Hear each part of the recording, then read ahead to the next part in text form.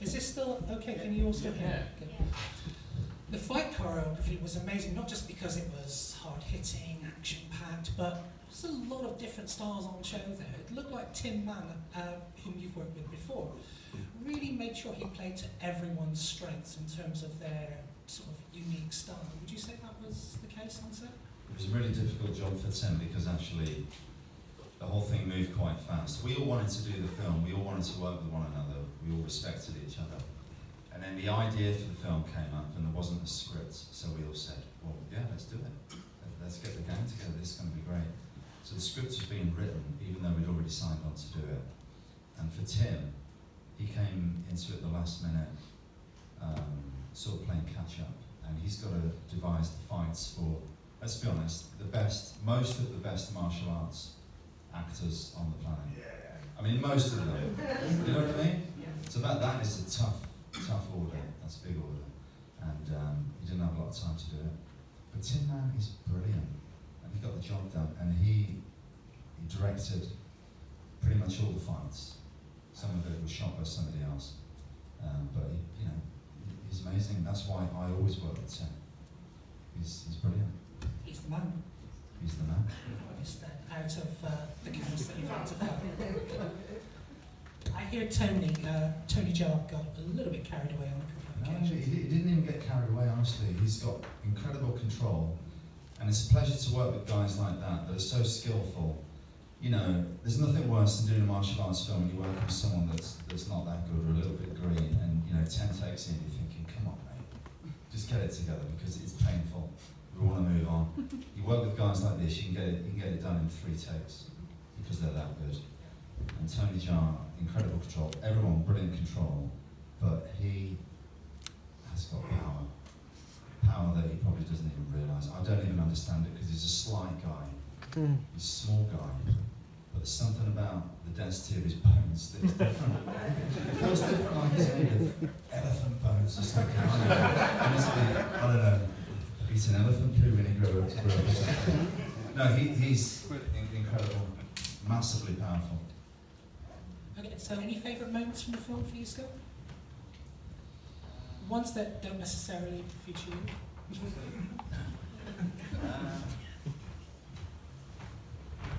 I like the bit in the beginning where I've got a crazy fake wig on. That's a lot of fun. Bringing out my children. That looked a lot of fun, actually. Yeah. Actually, Jesse, originally, he's like, Scott, that's a great idea. You're going to have the long hair, beard. I want you to be naked. Okay, it's going to be striking. You're going to come out of there naked. Everyone's going to see your ass. So okay. Hang on, let me think about this. Now, you watch the movie, the first position I get into is I'm on all fours. I'm glad I said no. I think it's safe to say we all agree on that. Maybe it's 1 or 2, I don't know. Otherwise it would have been not R, but triple X. Good to see it. And best of luck with it. And, I'm sure it'll do really well. So I just want to ask you now, though, about your role as patron of Fighting Spirit. Tell us how that came about. Yeah, no, very happy to be, this is my 3rd time at this festival. Absolutely loved watching these short films. Good job to everyone that did the short films. Real pleasure to watch them. Brian, your one was really brilliant, mate. Really brilliant. Everyone was great, but that was like, wow. Incredible. I didn't want to follow that, but we had to. But yeah, no, it's very important to me, especially when we're in Birmingham, to be able to come down here. And I was worried that I wasn't going to be available. I'm actually flying off tonight. But yeah, it's brilliant. I love to support it, and long may it continue. And hopefully, this time next year we'll be showing, I don't know, whatever film. One of the many that I've got coming out. Hear, hear. So, what sort of role do you see Fighting Spirit in playing in terms of promoting action cinema or independent action films, and also promoting rising talent? And I'm specifically referring to Avengers. Well, yeah, so last year I watched, what was the name of his? Express delivery with Bo Fowler, and I was really impressed. And so we had Bo play a part in Avengement. You know, got talking to the lad. Didn't know him before this event last year. Thought he had a great look and, you know, can act and fight. Got him in the movie. Did a great job.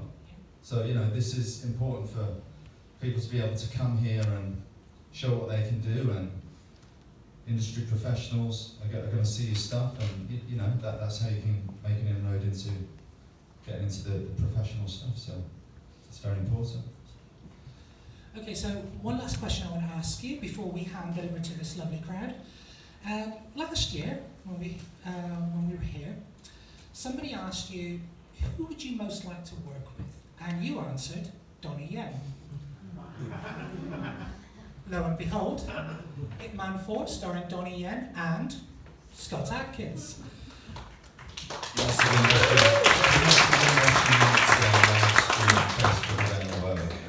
No, I already knew that had the part.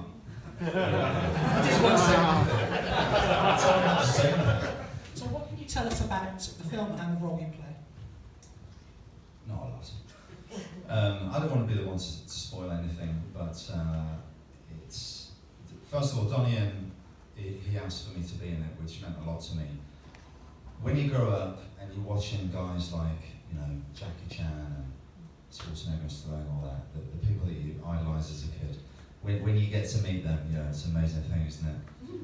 So when one of them specifically asked you to... They had a role, and he said to the producers, just get Scott Adkins. And he actually messaged me on Instagram. Scott, you know, wants to come and play this part. But I'd met him at the Comic-Con in London previously. That was the first time. Was that when you were promoting Accident Man? Yeah, I was promoting Yes. Accident Man, and he was there. And yeah, that was the first time I met him. But yeah, I'm the main bad guy, kind of like what you saw with Dave Bautista in Master Z. And that's all I'll say. It's set in America, and I'm a gunnery sergeant of the Marines. Okay, well...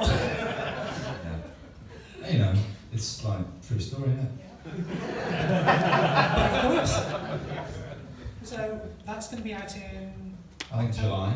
July, is it? Yeah. Okay. I think we're going to the Hong Kong premiere, 28th of June, hopefully. Yeah, that's what they said. Right, I'm just waiting for my ticket. Get on that, Don. Waiting for that flight. Well, really looking forward to seeing that as well, along with Avengers. It's got to be brilliant, let's be honest. The Vietnam films are brilliant. And, you know, for me, to be in like a proper kung fu film, there's not that many kung fu films around these days. It seemed like there was loads back in the day, but it's a special occasion now, something like Master Z.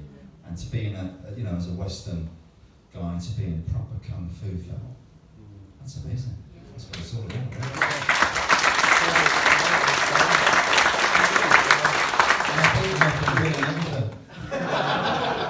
Honest. Actually, it sort of reminds me of Fist of Fury, Robert Baker, the American karate guy fighting Bruce Lee. It's sort of hark back to those days, isn't it? Yeah, man. Well, I think now is a good time for questions from... You fought against a lot of like famous martial artists and action stars. Which fight do you think is the best in your career so far on the screen?